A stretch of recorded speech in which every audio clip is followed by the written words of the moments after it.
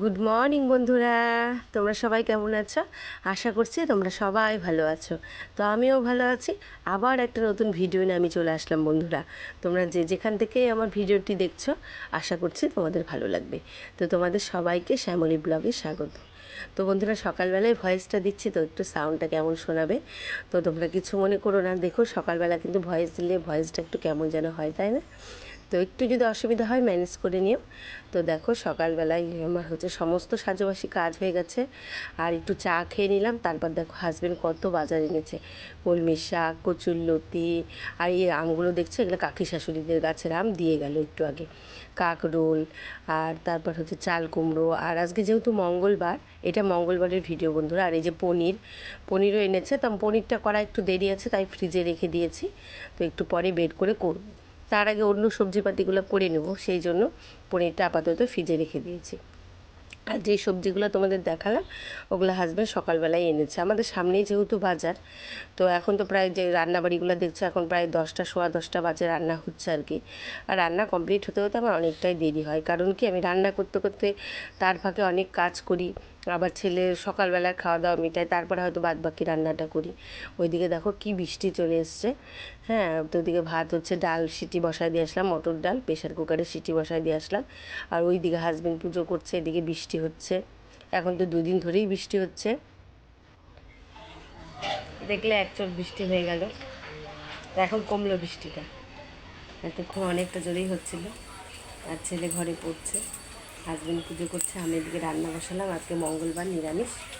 এখন কি রান্নাবাড়ি হবে, ও পনির দেখালাম তোমাদের, আর চাল কুমড়ো দিয়ে মটর ডাল করবো, আর হচ্ছে কলমির শাক করবো। পনিরটা একটু মাখা মাখা করে করবো। এই তো, পনির হলে আর কিছু লাগে না ওদের।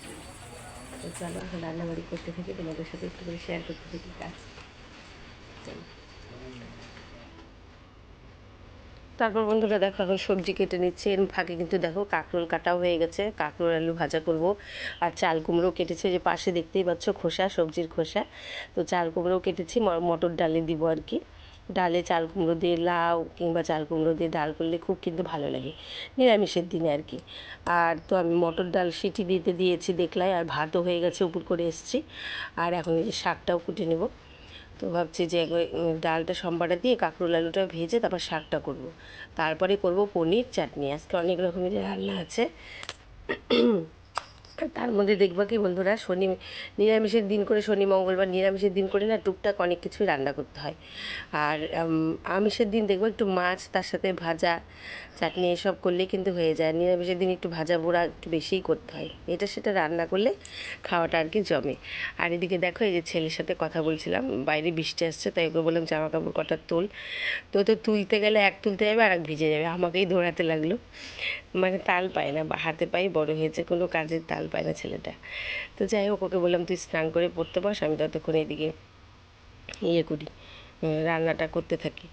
ও না, তার ফাঁকে জামা কাপড় তুলে এনে ওকে এই যে ডালটা সম্বারাতে খেতে দিয়েছিলাম, খাওয়া দাওয়া হলো, তারপরে স্নান করে আসলো। তো বন্ধুরা দেখো, এখানে আমি এই যে ডাল সিটি দেওয়া হয়ে গেছে, এখন একটু পরে সম্বারা দিব। আর এই যে এখন হচ্ছে তোমার কাঁকরোল আলুটা ভাজবো।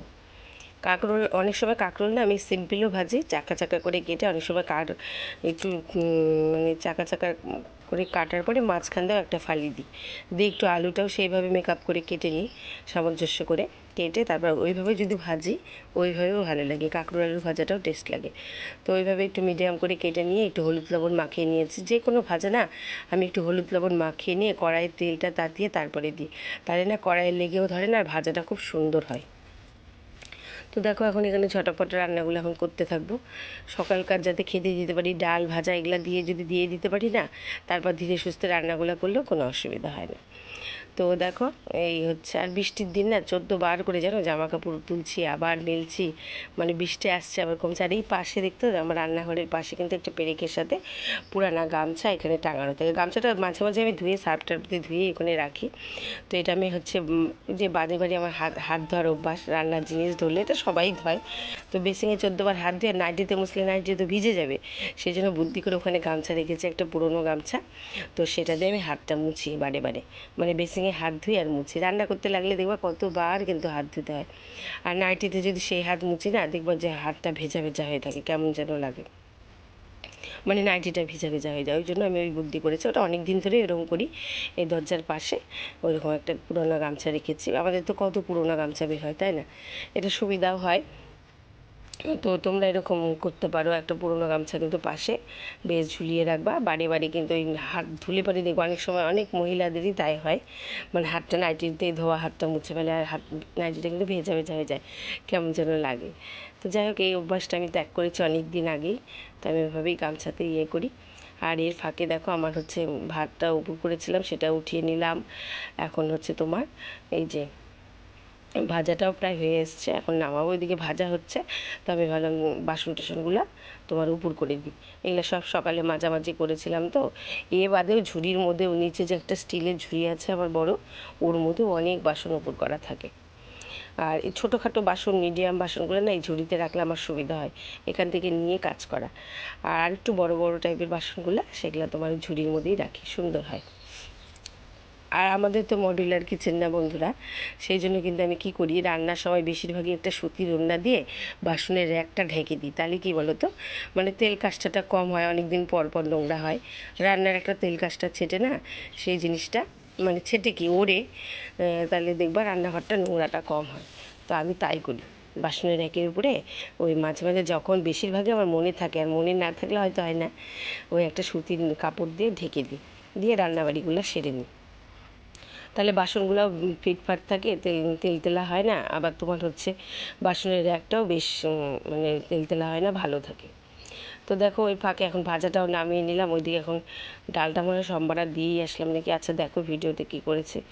আর এদিকে দেখো জামা কাপড়গুলো তোমার হচ্ছে মেলতে আসলাম। এগুলো তো আমি সকালবেলা যে গা কাপড় ছাড়ার আগেই, মানে সকালবেলাও তো একরকম ফ্রেশ হয়ে বাসি কাজ সেরে, তো তার আগে এগুলো কেচে টেচে একদম ফ্রেশ হয়ে চলে এসেছিলাম, চাটা খেয়ে রান্না বসিয়ে দিয়ে তারপরে এই যে এখন এগুলো মেলতে আসলাম। তার মানে আর একটু দেরিতেও মেলা হলো, কারণ কি বৃষ্টি আসছিলো। এই দেখো একটু একটু জল দেখতে পাচ্ছ উঠানে, থেকে থেকে তো বৃষ্টি হচ্ছে দুদিন ধরে, আবার থেকে থেকেই কমে যাচ্ছে। এইরকম বর্ষাকাল মানে তো বউ নাচানি বৃষ্টি, এখনই হবে পরেক্ষণই কিন্তু আবার রোদ উঠবে, আবার পরেক্ষণই মেঘ কালো করে আসে, আবার বৃষ্টি হয়। মানে বর্ষাকাল মানে বউ নাচানি বৃষ্টি তাই তো বলে সবাই, সেই কথা আর কি বলছি। আর এই দেখো ডালটা সম্বারা দেবো, তো ডালটা এখানে আমি কাটাও দিয়ে নিয়েছি। আর এই যে 5 ফোড়ন শুকনো লঙ্কা দিয়ে তোমার ডালটা সম্বারা দিয়ে নিলাম। আর হচ্ছে এই যে চাল কুমড়োটা দেখছো, আমি চাল কুমড়ো না বন্ধুরা প্রেশারের মধ্যে ডালের সাথে সিটি মেরে নিই না, আমার প্যাঞ্চা প্যাঞ্চা লাগে, ভালো লাগে না। ওই পাশে কড়াইয়ের মধ্যে না একটু তেল দিয়ে একটু লবণ হলুদ দিয়ে একটু হালকা করে ভেজে নিই চাল কুমড়োটা, ভেজে একটু জল দিয়ে হালকা সেদ্ধ করে এই যে সম্বারা দেওয়ার সময় চাল কুমড়োটা দিয়ে দিলাম। তাহলে না চাল কুমড়োর টেস্টটা বজায় থাকে আর খেতে খুব ভালো লাগে ডালের সাথে। তো দেখো ডালের মধ্যে চাল কুমড়ো দিয়ে সম্বারা দিয়ে নিলাম। আর ওই পাশে দুধও জাল দিলাম, হচ্ছে ঘোষ দিয়ে গেছে। আর এই যে 2 আঁটি কলমির শাক এনেছিল, অত তো শাক খাওয়ার কেউ নেই, আমি আর ছেলেই খাই, কিন্তু হাজব্যান্ডকে একটু সামনে দিতে হয় তাই দিই। ও শাক খুব একটা খেতে চায় না, ওর অসুবিধা হয় শাক খেলে। তো একটু এক আঁটি ওই জন্য করলাম কলমির শাক, আর এক আঁটি আর একদিন আবার করবো রসুন ফোড়ন দিয়ে। আজকে তোমার নিরামিষভাবে করলাম, কালো জিরা কাঁচা লঙ্কা দিয়ে, ওটাও ভালো লাগে খেতে। নিরামিষের দিন তো রসুন দিব না, তো এক আঁটি ফ্রিজে থাকলেও কালকে করা যাবে। আর এখানে দেখো পনির করতে নিয়েছি। আর ওই যে আম দেখলা, ওই আমগুলো না পাশের বাড়ির দিদি দিয়েছে, এর সাথে আরও কটা দিয়েছিল। তো আমগুলো কী বলো তো একটু টক টক ধরনের, তো এই আমগুলো চাটনি খেতে খুব ভালো লাগবে, সেই জন্য ভাবলাম চাটনি করে নিই। একটু পাকা পাকা কিন্তু একটু টক টক হলে সে আম কিন্তু চাটনি খেতে ভালো লাগে। তো আমি ছিলে নিলাম 4টা, আরও কটা দিয়েছিল, ওগুলো খাওয়া হয়েছে, মাখা করে খেয়েছিলাম এর আগে। তো এই চাটনি করে নিলাম, চাটনিটা খেতেও খুব ভালো হয়েছিল বন্ধুরা। সবসময় যে কাঁচা আমেরই ভালো লাগবে তা না, একটু পাকা পাকা আমেরও ভালো লাগে। তাই দেখো চাটনি করে নিয়েছি, নিয়ে একদম গ্যাস ট্যাস মুছে সমস্ত রান্না দেখলাম কত রকমের রান্না করলাম, করে একদম গ্যাস ট্যাস মুছে এই যে বাসনগুলো মাজতে চলে এসেছি। এখন সব বাসন মেজে একদম কলপার পরিষ্কার করে, কড়াইটা আমি লাস্টেই মাজি, কড়াইটা দেখতে পাচ্ছি এখনও মাজা হয়নি। তো এই সাদা বাসনগুলো আগে মেজে নিলাম। এখন এই যে এগুলো সব মেজে ধুয়ে রেখে কড়াইটা ভালো করে মেজে তোমার হচ্ছে স্নান করে নেব। আমাদের মেয়েদের যে কত কাজ থাকে তাই না, সকাল থেকে যে কম ব্যস্ততা থাকি না আমরা, মানে রুটিন ওয়াইজ কাজ করতে গেলে একটার পর একটা কাজ চলেই আসতেই থাকে। যতক্ষণ না তুমি ভাববে যে আমি এখন রেস্ট নেব, তা না হলে কাজ কিন্তু আসতেই থাকে। সংসার হচ্ছে এর নাম, এখন বোঝা যায়।